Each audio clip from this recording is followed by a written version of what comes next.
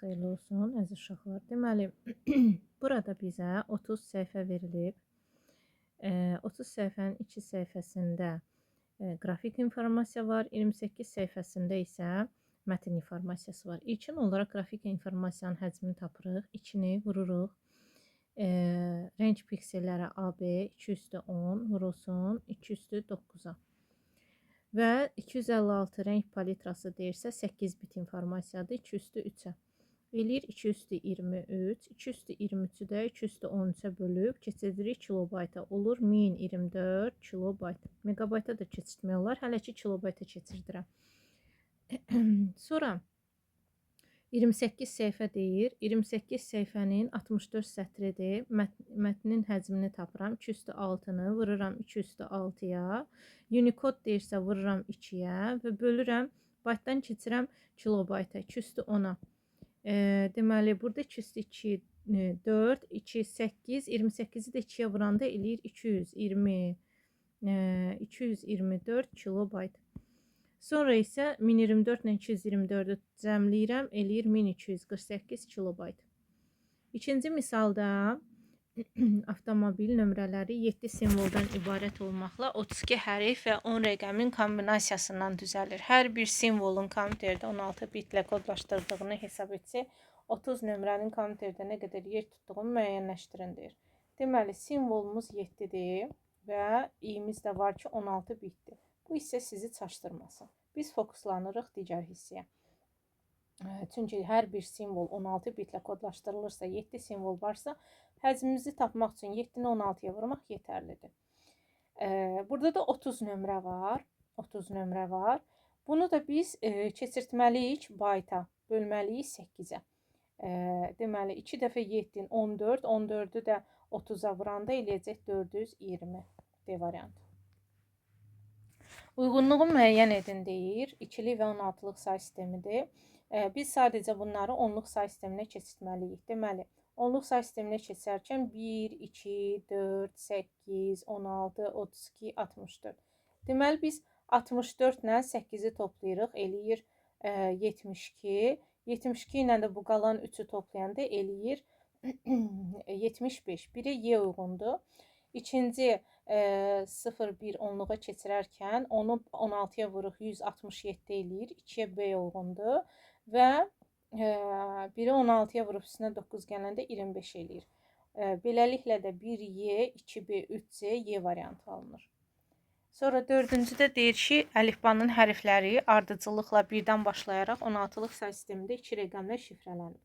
Aha, deməli biz burada tapmalıyıq ki, S hərfi nə ilə şifrələnib, K nə ilə, F nə ilə, U nə ilə.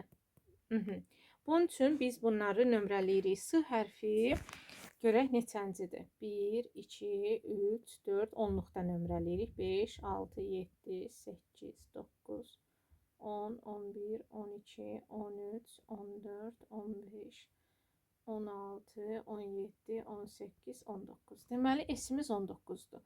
19 onluq ədədi olduğu üçün onluq say sistemindən hər hansı bir say sisteminə keçəndə həmin say sisteminə bölmək lazımdır. Biz də 16-lıq say sisteminə keçdiyimiz üçün bölürük 16-ya. Bir dəfə düşür, 3, 13 eləyir.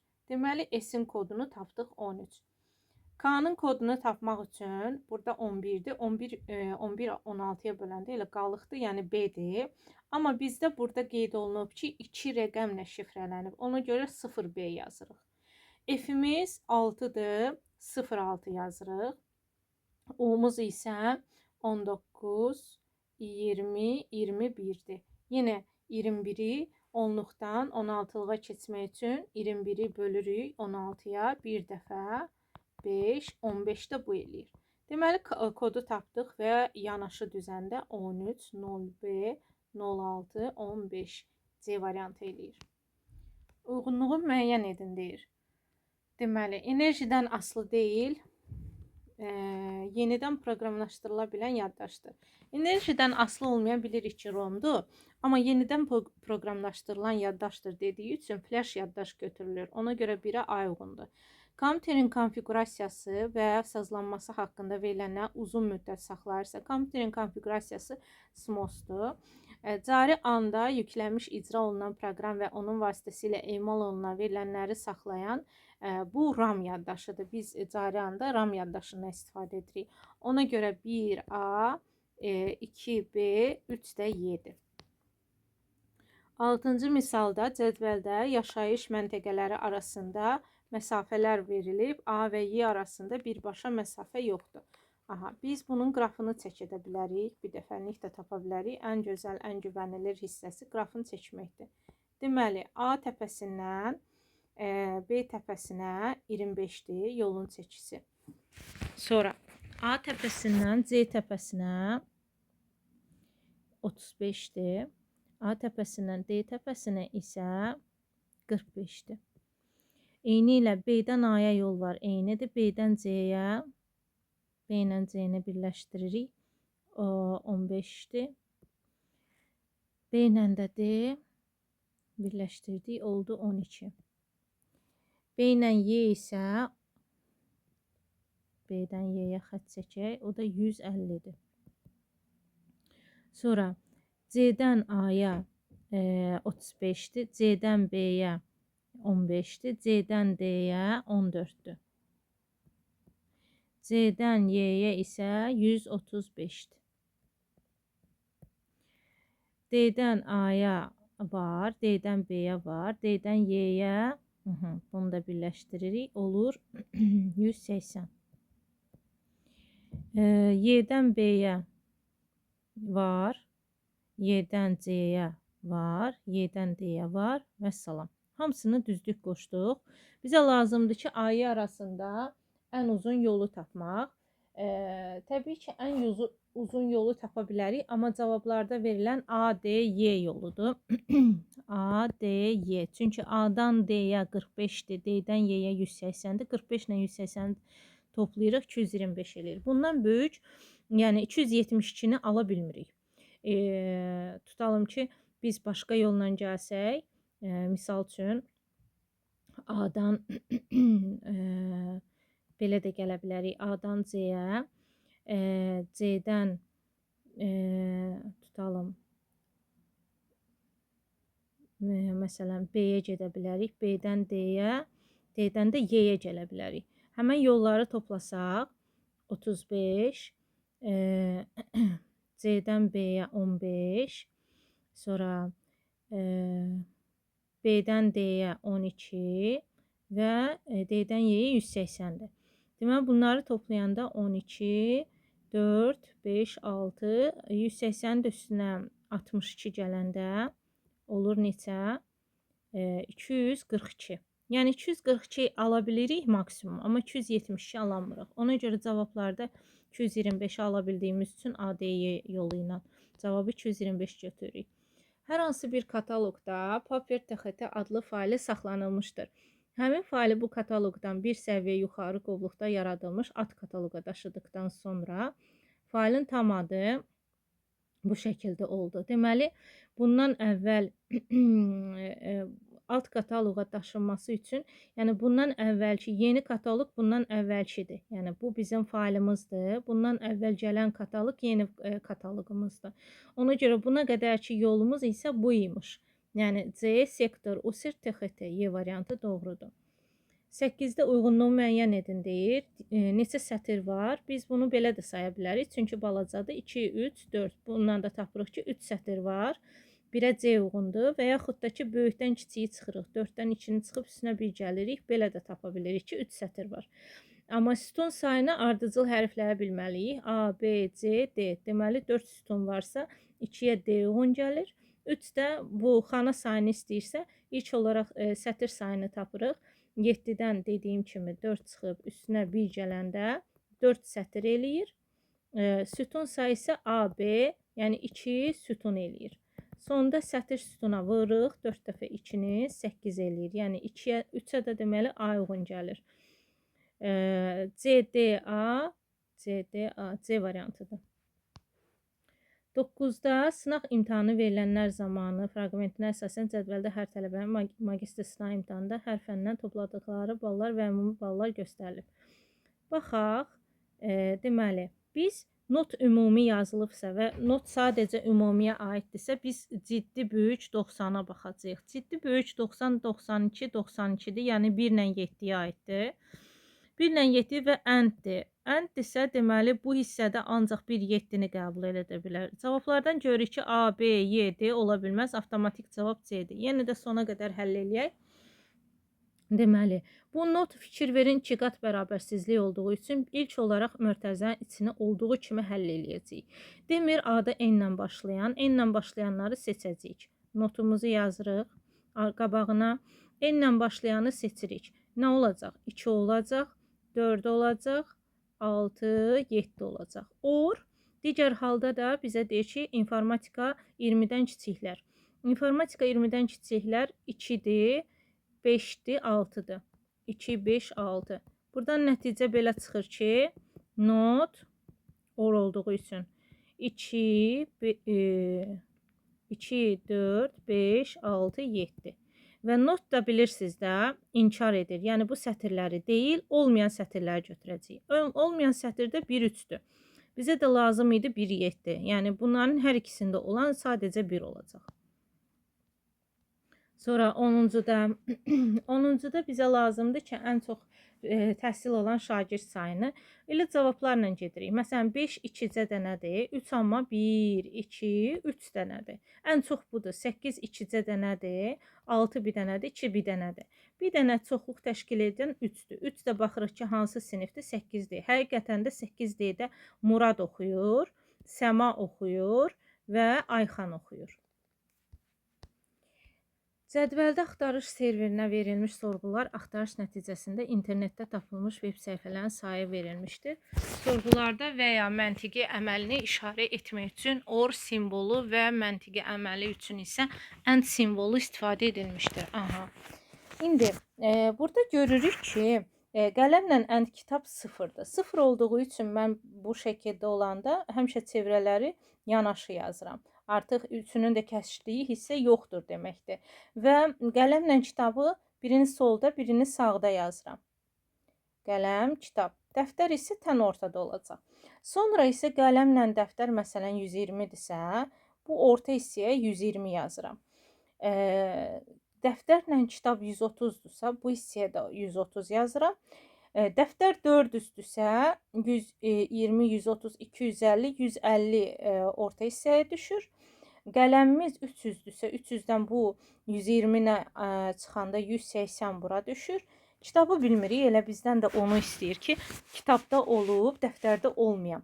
Burada aldığımız bütün rəqəmlərin hamısını cəmləyirik.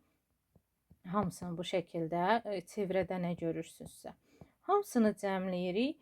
10, 18, deməli 2, 3, 4, 5, 580 və ümumi burada or var. Üçünün də birləşdiyi 800-dən də bu 580-i çıxıram.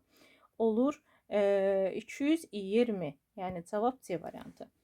Hansı ki, həmən o kitabın bu hissəsində var, dəftər hissəsində yoxdur. Ayrıcı üfüqi xətt bilirik ki, hırı teqidir.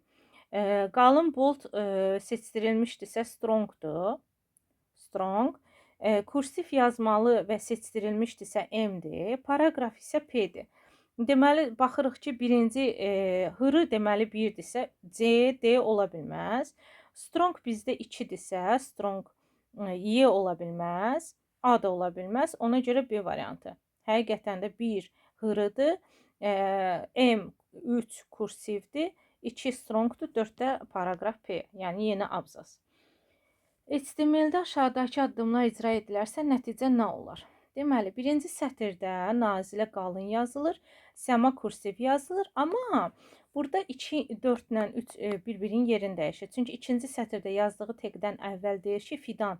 Fidanda alt xətt. Deməli, Nazilə qalın, Fidan alt xətt, Səma da kursiv. A variantı doğru cavabdır. Sonra 14'də fikir veririk ki, y-imiz bir-bir azalır. X-imiz isə bir-bir artır.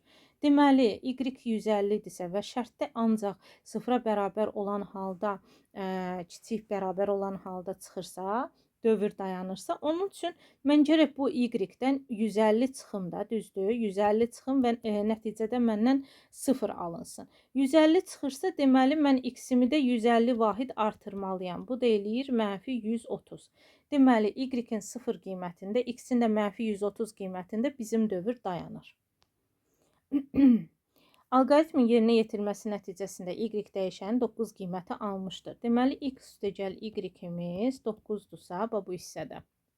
Buradakı x-in qiymətini əvəz etmə üsulundan istifadə edib, yəni bu 2y böl 5-i gətirib burada x-in yerinə yazıram. Yazıram ki, 2y böl 5 üstəgəl 2, sonra davamında bu y bərabərdir 9. Hər tərəfi 5-ə vurub kəsirdən azad edirəm. Olur 2y üstəgəl 10 üstəgəl 5y bərabərdir 45. Sonda 7y-imiz bərabər olur. 45-dən 10 çıxıram 35-ə. Y də bərabər olur 5-ə. Deməli, y-im 5-dirsə, 2-ni nəyə vurub üstünə 1 gələndə 5 eləyir 2-yə. Cavab olur C variantı. Və yaxud da 2x yaza bilərsiniz ki, 2x üstəgəl 1 bərabərdirsə 5-ə, 2x bərabərdir 4-ə, x də bərabərdir 2-yə. Necə istəyirsiniz? 16-da Python dilində yazılmış proqramdan n dəyişənin qiymətini -34 daxil etsək, nəticə necə alınır? -34. -34-ü daxil eləyirik. Absolut onu müsbət 34 eləyir. Müsbət 34 3-ə bölərkən bölünmür, amma 2-yə bölünür. OR operatoru olduğu üçün if şərti ödənir. Deməli, bu cərgədə else var. Bu else baxmayacaq. Bunu heç bir zaman işlətməyəcək. Daxili iflərə baxırıq. Deməli, 34 ondan böyükdürmü? Bəli, OR olduğu üçün bir şərt ödəndirsə yetərlidir. Deməli, 0-ı çap elədi. Digər ifi yoxladıqda 34 böyükdürmü 100-dən və AND operatoru olduğu üçün hər iki şərt ödənməlidir. Bu ödənmədiyi üçün bunun altındakı else budur və 2 çap olunur. Beləliklə də cavab olur 0 və 2 alt-alta. 7-də verilmiş proqram icra edilərsə ekrana hansı dəyər çap olunar? Deməli, bunu sətir-sətir gedəcəyik. Çünki ən çaşdırıcı hissəsi budur ki, A burada 12-dir, B burada 14-dür, C də burada 13-dür. Bu birinci sətir bitdi.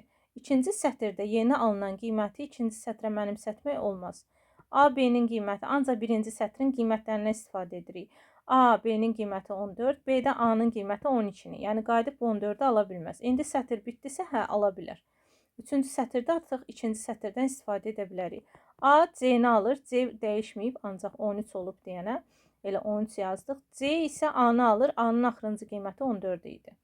Aha, bu sətirdə bitdi və 13 12-dən böyükdürmü? 13 12-dən böyükdürmü? Bəli, if şərti ödəndi. Bəs yaxşı, eyni zamanda 13 14-dən böyükdürmü? Xeyr. Ifin altında else baxırıq, B-ni çap elədi. Sondakı C-yə də baxırıq, C-ni də çap elədi. Oldu B, C. Sonra 18-də S-imiz 20-dir, i-miz 3-dür. 3 kiçikdir, bərabərdir ondan, bəli.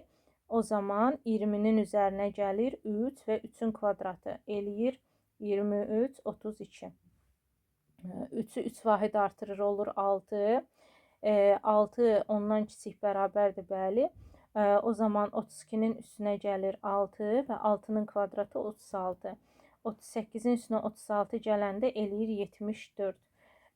Sonra bu olur 9. 9 da ondan kiçik bərabər olduğu üçün davam edirik. 74-ün üstünə yenə 9 və 9-un kvadratı 81-i gəlirik. Eləyir 83. 83 ilə də 81, 164 eləyir. Sonda artıq 12 ondan kiçik bərabər olmadığı üçün while şərti dayanır. Gəlirik bu sondakı S-ə.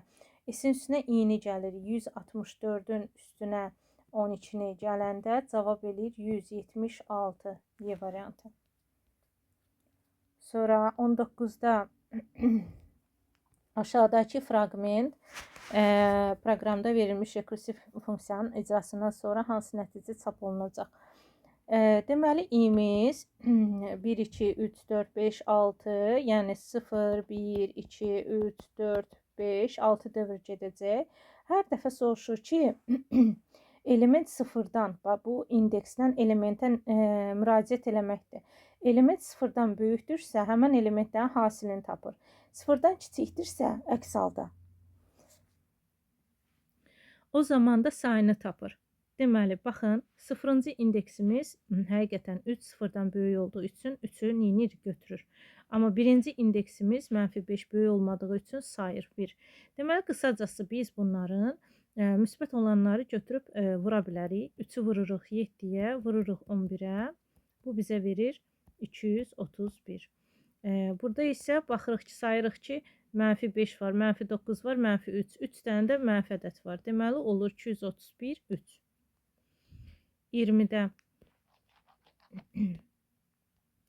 verilmiş proqram fraqmenti icra olunduqdan sonra x dəyişəni hansı qiyməti alacaq? Baxaq, x-imiz 13-dür, y-imiz 4-dür.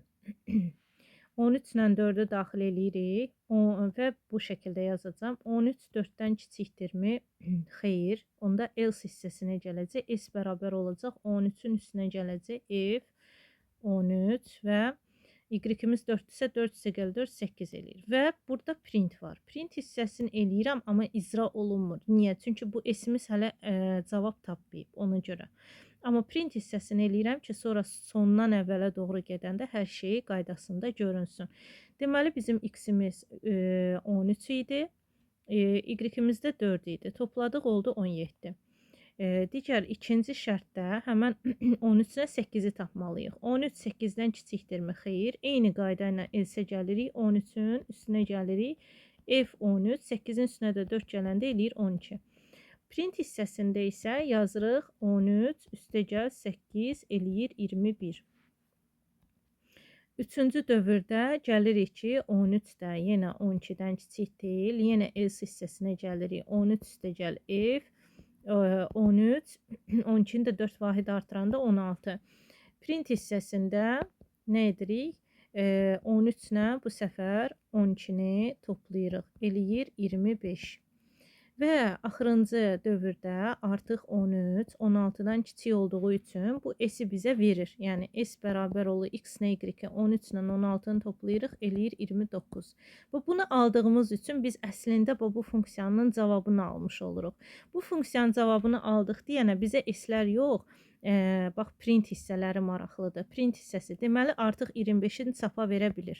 Eyni ilə 13 ilə 29-u cəmləyir. Artıq 42-ni aldığı üçün, yəni bu növbəti funksiyanı aldığı üçün buradakı print 21-i də çap edir. O birisi printi də çap edir və sonda return x 13-ü də çap edir.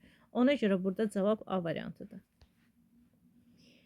Sonra Məhəmməd yeni tanış olduğu adama 5 yaxın dostu Bəhmən, Samid, Əli, Kənan və İbrahim barədə məlumat verir. O əvvəlcə onların 25, 24, 23, 20, 18 yaşlarında olduqlarını qeyd edir və onun məlumatından aydın olur ki, Kənan Samiddən kiçikdir. Aha, baxaq.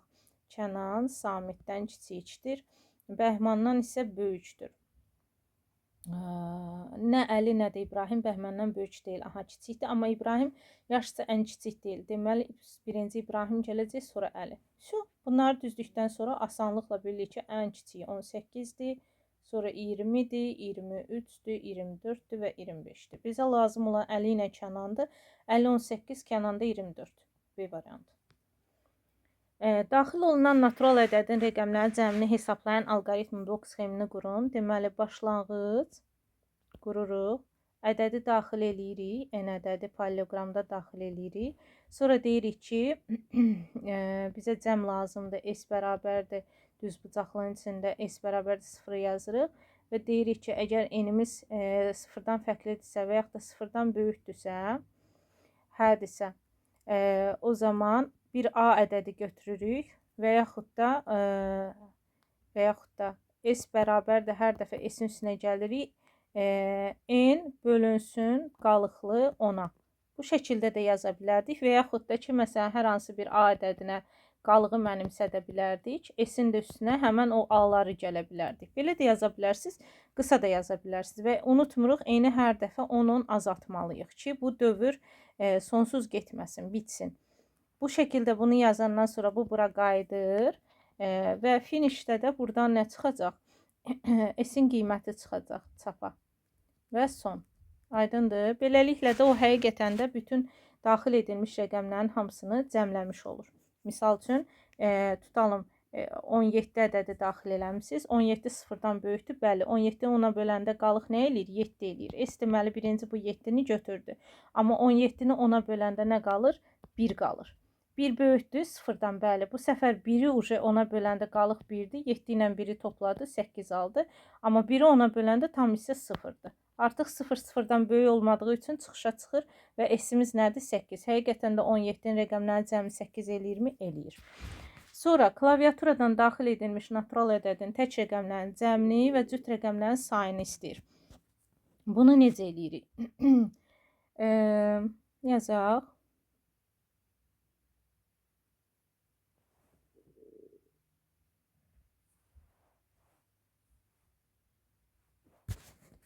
Məsələn, n ədədi daxil eləmişik.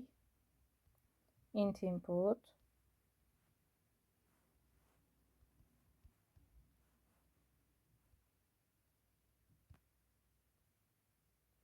Sonra həmən ədədin deyir ki, tək ədədlərinin bir də baxaq. Daxil edilmiş natural ədədin tək rəqəmlərinin cəmi, cüt rəqəmlərin sayı. Deməli, bizə cəm lazımdır, say lazımdır. Cəm üçün S-i götürürəm, S bərabər olsun 0-a. Say üçün də K-nı götürürəm, K bərabər olsun 0-a. Deməli, for while-dan istifadə edək, ən gözəli. While-dan istifadə edək. While n-imiz əgər böyükdürsə 0-dan, yenə eyni qayda ilə və eyni zamanda bu ədədi, məsələn, hər hansı bir ədədə mənimsədək, A ədədini bərabərdir. N-i bölək nəyə? Qalıqlı 10-a. Aha, böldük və həmən dəqiqədə soruşaq ki, bax bu A ədədi 2-yə bölərkən qalığı 0-a bərabərdirsə və yaxud da tək ədədin cəmini istəyirdi də. Tək rəqəmlərin cəmi. Bəli, tək kodu yazaq onda. 0-a bərabər eləməyək. Elə 1-ə bərabər eləyək. Aha, 1-ə bərabərdirsə, yəni tək ədədlərin cəmini istəyirsə, S bərabərdir. S-in üstünə nə gələcəyik? Həmən A-nı gələcəyik. Əks halda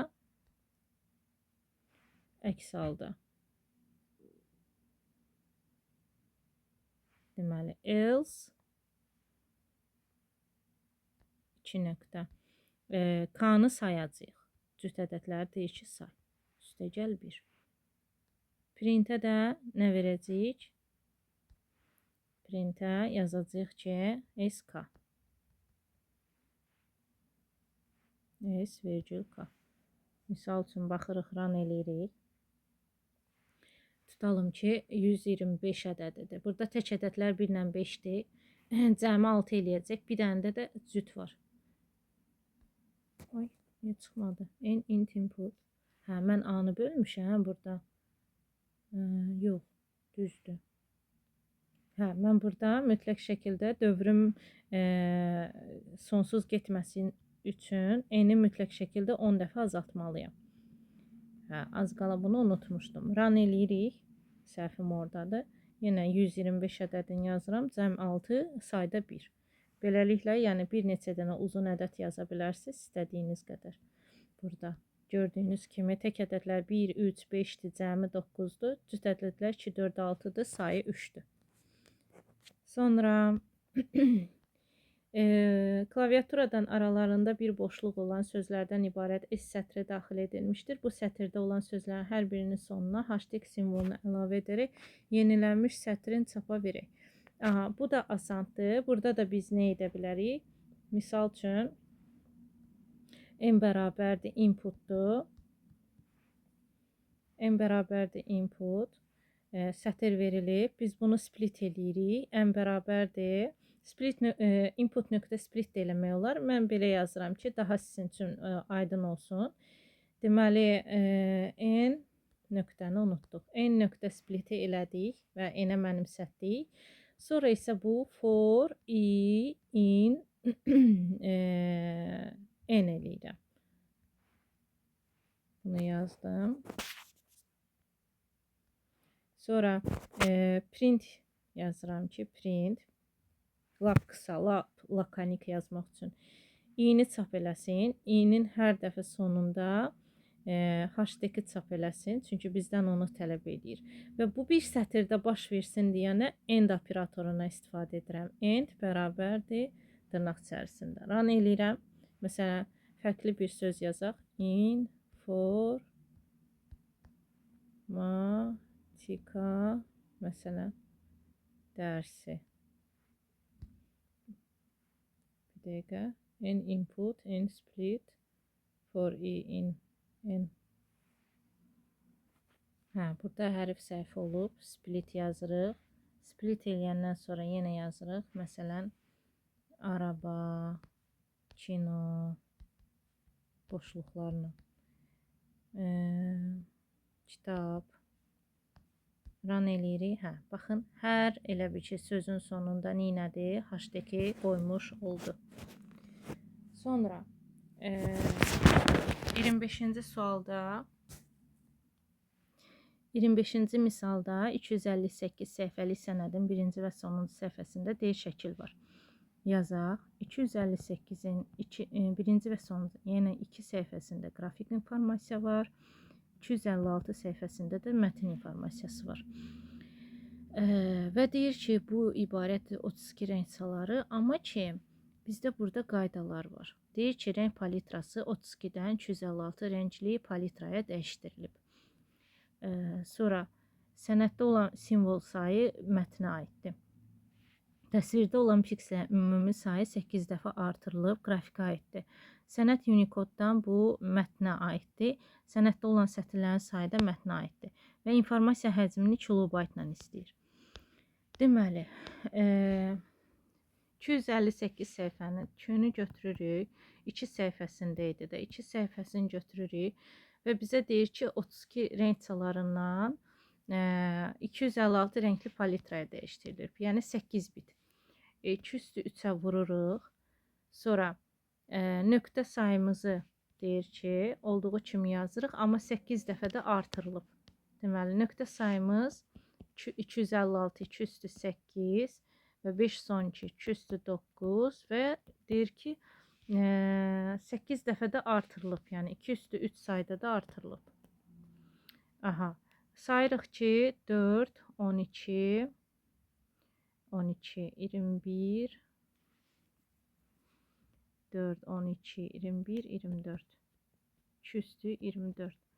Bölürük 2 üstü 13'ə. Eləyir 2048. Sonra Q bərabərdir. Qalan səhifələrimiz 256 səhifədir. 2 üstü 8 yazıram. Sonra bizə deyir ki,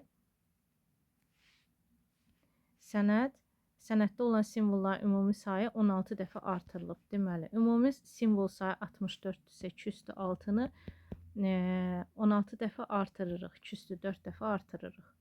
Bunu yazdıq. Sənəd Unicode sistemindən 5 sonraki simvolluq. Deməli, biz bunu 2 bayta vuracaqdıqsa 9 bitə vuracağıq. Çünki 5 sonraki simvollu əlifba 9 bitdir. Və sənəddə olan sətirlərin ümumi sayı isə 32 dəfə azaldılıb. 32 dəfə azaldılırsa 32 sətir idi ilə bir-birinə aparır. Və bu bitdən də yenə 213-ə kilobayta keçirəndə burada deməli görürük ki 2 üstü 8, 14, 2 qalır. 2 üstü 32-ni də vururuq 9-a. 18, 27, 288. 288. Sonda 2048 ilə 288-i toplayırıq. Olur 6, 3, 2336. 2336 kilobayt. Sonra gəlirik 26-ya. 26-da bizə deməli bu şəkildə informa sözü verilib və deyir ki, verilənləri tətbiq elə. Misal üçün 2 dəfə sağa keçməliyəm. 1, 2 gəlir düşür kursorum bura. 1 dəfə delete eləyirəm, A silindi. 3 dəfə keçirəm bura 1, 2, 3 kursor olur burada. və deyir çika sözünü yaz. Deməli i-dir, n-dır, f-dır. Çikanı da yazıram. Dalıcan da burada o var, r var, m var. Çikadan sonraya düşür də bura, kursor bura düşür. Sonra bir dəfə də deyir keç sağa. Keçdim sağa, oldu burada və 4 dəfə backspace. 1, 2, 3, 4. Bunları siləndə oldu infıtırım, yəni B variantı. 27-də while verilib və bizdən nə tələb olunur? Deyir ki, nə çap olunacaq? Okay. A-mız 45-dir, B-miz 60-dır. 45 60-dan kiçikdirmi? Bəli. 45-in üstünə 5 gəlir 50. Bir vahid azaldır 59. 50 59-dan kiçikdirmi? Bəli. Olur 55. Bu olur 58. 58 daha doğrusu 55 58-dən kiçikdirmi? Bəli. Bu olur 60. Bu olur 57. Artıq 60 57-dən kiçik olmadığı üçün while dayanır. Gəlirik digər şərtə. 60 57-dən böyükdür. Bəli, 60 ilə 57-nin cəmi olur 117. Əks haldıya baxmırıq və cavab 117 çıxır. 28-də aşağıdakı HTML kodunun nəticəsi əsasən düzgün variantı seç. Deməli, A hərf bilirik ki, istinad yaradır və bələdçi sözü alt çizgi ilə olacaq. Yəni, təkcə underline-da olmur. İstinadda da alt çizgi ilə olur. Ona görə A, B və D olası deyil. Ya C-dir, ya Y-dir. İnformatika qalındır.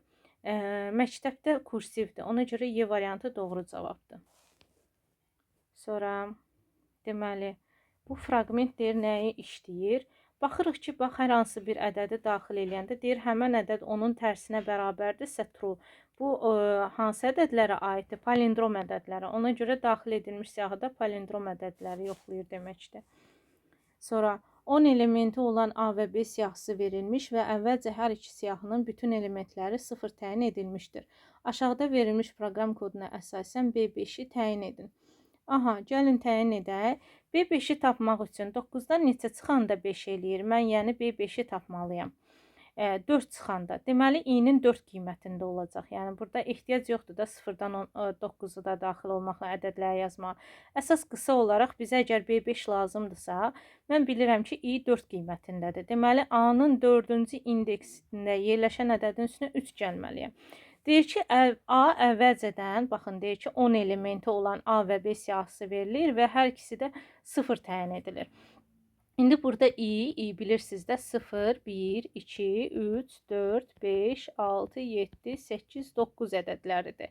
Və hər dəfə o A-nın indekslərini yeniləyir. Yəni, hamısı sıfırlardır, amma götürür kvadratlarını A-ya bir-bir, yəni 0-cı indeksə, 1-ci indeksə mənimsədir.